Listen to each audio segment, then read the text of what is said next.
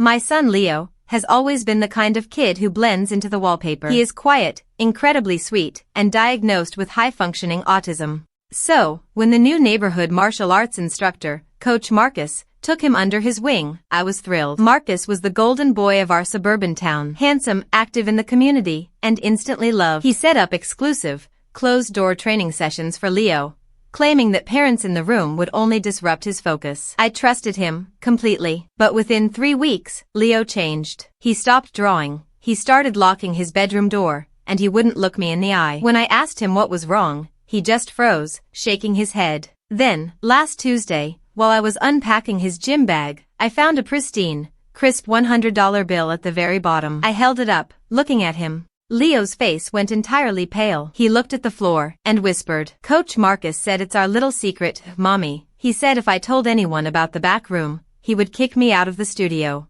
and make sure nobody else ever liked me." I felt the room spin. My blood ran cold. The very next hour, I confronted the studio owner. But he just sighed, rubbing his temples, and said, "Look, Coach Marcus is bringing in 90% of our students. Leo is a sensitive kid. Let's not ruin a good man's livelihood over a big misunderstanding." I knew right then, nobody was going to help us. So, I bought a tiny, hidden audio recorder and tucked it right into the lining of Leo's gym gear for his final session. I sat in my SUV in the parking lot, listening through my phone. 20 minutes in, I heard Marcus's low, oily voice on the feed. "You're my favorite, Leo. We don't need your mom knowing what we do back here, right?" I didn't wait. I stormed through those front doors, bypassed the reception desk, and kicked the office door open. Marcus looked up, totally shocked. I didn't say a single word.